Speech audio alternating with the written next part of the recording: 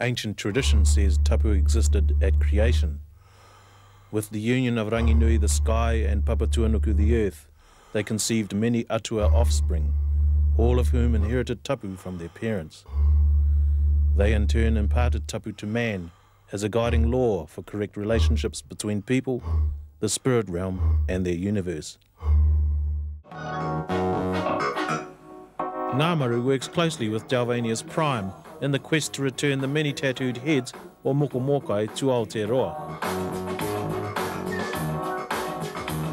Most Māori regard this task as extremely tapu.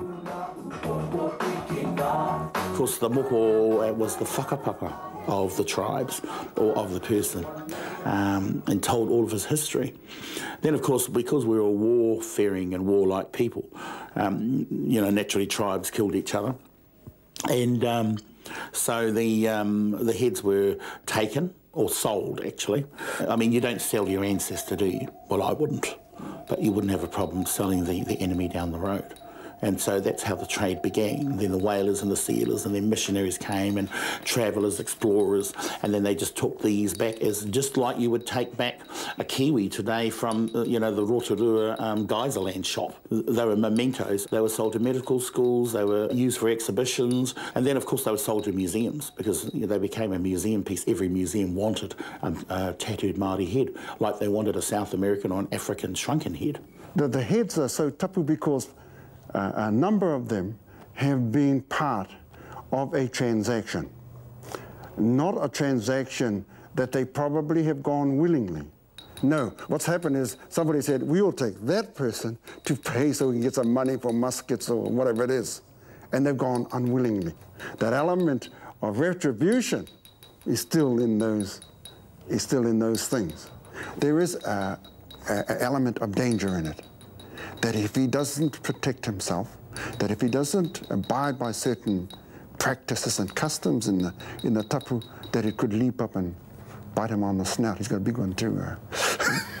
I don't believe that they have this tapu to the sense of that there are special selective people that are allowed to touch them, or to even administer and trying to negotiate.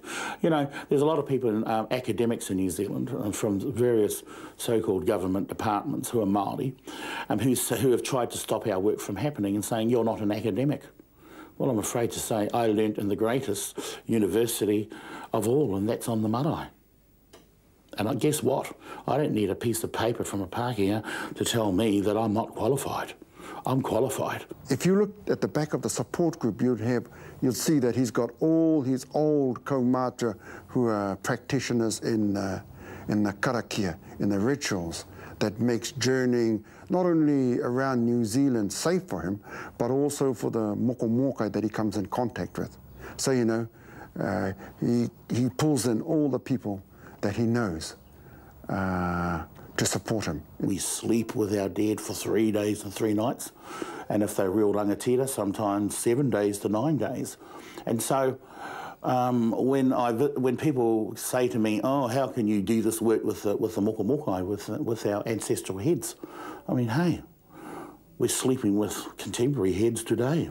The only thing is that the whole tinana is attached to it. And so for me, it's not an issue. And the whole tapu thing, of course, is something that naturally we have respect for because we're Māori.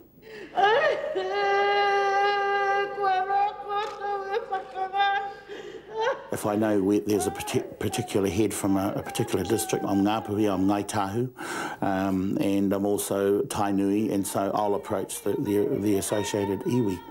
And if they want me to go, that's fine. If they don't, well, then that's fine too. But if they think I'm going to go to a museum and say, leave the Tainui head and bring the other 6 back, well, I'm sorry, I won't. I'll bring them all back.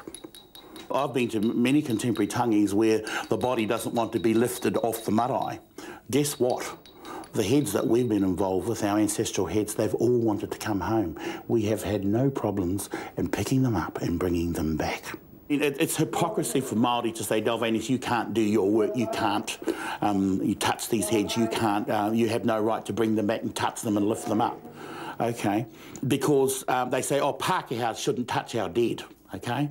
But we pay a Pākehā funeral director $5-6 grand to go and bury, like my mother. That's what I did. I was one, right? To bury my mother and father, and then to flush her blood, which is so tapu to our people, down into the sewer, right?